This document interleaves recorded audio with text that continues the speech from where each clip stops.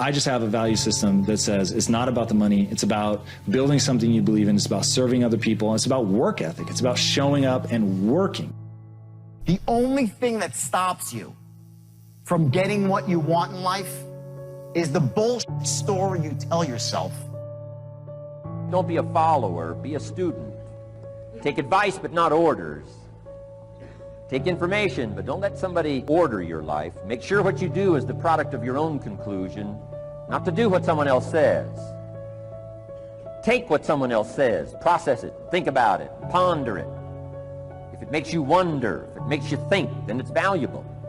Then when you go take action, make sure that the action is not what somebody told you to do. Make sure the action is the product of your own conclusion. If you'll follow just a little bit of those simple guidelines, telling you the learning process can be speedy, swift, powerful, and then applying it to your business, your life, your family, conversations, equities of all kinds. You'll find some progress like I did that first 5 years when I met a teacher willing to share with me, turn my life around. Progress I couldn't believe happened for me. There's a gap between who people are and what they tell you they want to accomplish. Now, the process of taking myself from scrounging in my couch cushions to find enough change to put gas in my car to building a billion-dollar business was all about building a set of beliefs. Now, I believe that the Matrix has us all. I don't actually think we live in a simulation, but I think the movie The Matrix is the perfect metaphor for the human experience. We have all pulled a web of lies over our own eyes, and the web of lies is what you tell yourself about what's possible for you and for the world. And once you get that web of lies over your eyes, you simply see it as reality, and you don't understand that each one of those fundamental beliefs is alterable, that you could choose to believe something else. In fact, you don't even realize that they are beliefs. Einstein has a quote. It's one of the most important quotes in my life. The most important question any man must decide for himself is whether or not he lives in a friendly or hostile universe. Now, what I love about that quote, so what's hiding in it, is that it's a decision. You get to choose whether you're living in a friendly or a hostile universe. There's no objective reality. It just is what it is. You're going to get what you see. You're going to get what you focus on. And you see what you focus on. You can much more easily survive the next crisis, the next winter of your life, if you have well-set goals. Finely tuned, places you want to go, things you want to do, people you want to meet, skills you want to develop, fortune you want to make, benevolence you want to engage in.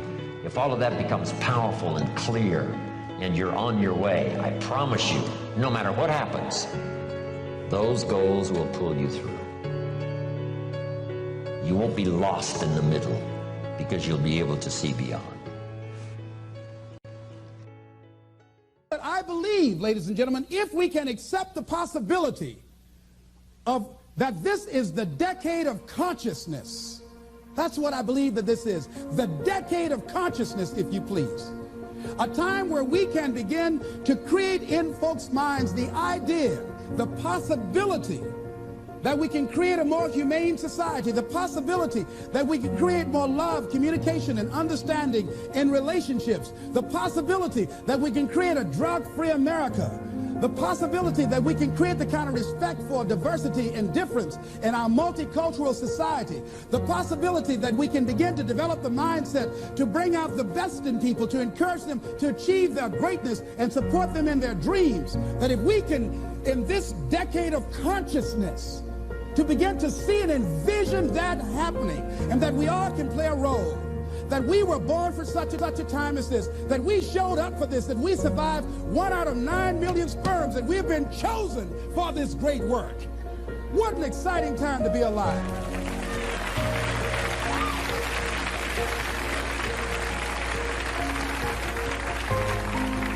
Here's something else to recognize. Wherever you are on the ladder of life, and I was reading in Dr. Norman Vincent Peale's latest book called The Power of Positive Living, which I think is his greatest work. And he has something in there, a section called Comeback Power. Wherever you are in life, ladies and gentlemen, you've got comeback power. I don't care how low you are. I don't care what you have done. I don't care what you have experienced. I don't care how devastated your life might appear to be, the shambles it might be in. There's a power in you that can enable you to be stronger and better than anything that's out here.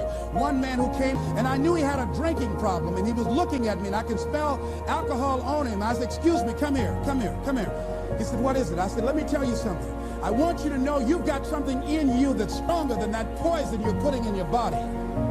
Do you understand me? And he was looking, he was backing up. He said, no. He said, I don't know, man. I said, it is. I said, that's why you're here. Something drew you here. And that which caused you to come, you said you want some help. And you need to be around some people that can help you get in touch with your power, because you know that your life deserves this. See, I think that the reason that we abuse ourselves with drugs and alcohol is that we're trying to numb something in us that's aching us, that's urging us, that's nagging us to do something bigger and better. It can't be because it tastes so good. It can't because crack feels so good, or cocaine. Is not that simple. That when we are deluding ourselves or polluting our minds, it numbs us where we don't have to face reality. Because we don't know what we've got going for us. See, once you discover who you are, the truth of knowing who you are will set you free from ever wanting alcohol, from ever wanting any kind of drug that's going to destroy who you are. Once you begin to know who you are, it will set you free from believing, I can't see myself doing any better. Once you discover this power, the perfect essence of who you are, that's in all of us, that's permeating our being, that enable us to be the directors of our lives, that you truly can live a healthy, happy, prosperous life, and that you can make it in what are called the worst of times. I think it was Robert Schuller, he said, tough times never last. Tough people do, and you are tough. And so goals are really empty to me. I have a thing on goal setting, but like my big thing is that you show me someone with compelling, emotional, gigantic reasons, I'll show you someone who's changing their standards all day long. So like, give you one quick version that you've not heard before. One of the reasons I'm relatively fit is not just peak state. I have an uncle in my family that died at 50 years old of a heart attack. He's my godfather, my dad's only brother. I kind of resembled him. And I look like him a lot. So on the way back from his funeral, my reticular activator's on heart attacks. On the TV screen on the airplane, I'm listening to music, is the Oprah Winfrey show. She's going through a new heart scan. I've unplugged my headphones, plug it into the airplane one. They're talking about this new scan at Cedars-Sinai that at that time was new. It could read the plaques in your arteries, the calcifications, without going, really invasively. I scheduled it. I went in. I had a world-class doctor who understood reasons and leverage instead of just prescribing. When we coach people, you need to do this, you need to do this. Doctors do it. Take this pill, take this. He understood leverage and reasons. What you do is you take the scan, then you go to lunch, you come back. I took the scan, I went to lunch, I had a burrito. I came back and I'm in the law. When I walk in, I sit down, the doctor comes up and he says, oh my, I can't believe these arteries are in that young body. Got my attention. We walk back in, we sit down. He could still go, you need Crestor, eat clean, get out of here. Isn't that what an average doctor does, right? No, wired me with huge reasons. He goes, let me ask you a question. I heard your wife's pregnant. I said, yeah, I have a son. And he says, do you want to be there when he graduates from high school? To be there for that day? I said, yes, sir, yeah. He goes, your wife's pregnant. What do you have? And I said, a daughter. This is where you get a dad. He goes, she was 6 months pregnant. He goes, would you like to walk her down the aisle on her wedding day, or are you okay that it's some other man? I went, what the f was on this scan, right? And he goes, I want to be very clear with you. If you keep going down the road you're going, there'll be some other man with your son at graduation high school, and a stranger's walking your daughter down the aisle that's not even born yet on her wedding day. And I went, boom. And he goes, but if you do exactly what I tell you to do, you'll be there. And so to this day, brother, there are mornings when I wake up, not every morning, I don't want to go to the gym. I go, Bella's wedding, Bella's wedding, Bella's wedding. So my standards are high because of my big old reasons. Other dudes may miss the gym that day because they're not going to miss their daughter's wedding if they don't go, but I've convinced myself I will. I get emotional. I've convinced myself I'll miss my daughter's wedding. So I will get my ass out of bed at 4 o'clock in the morning and I will get to that gym because my reasons are bigger, so my standards are higher. So that's what I think causes us to have great standards, is huge reasons.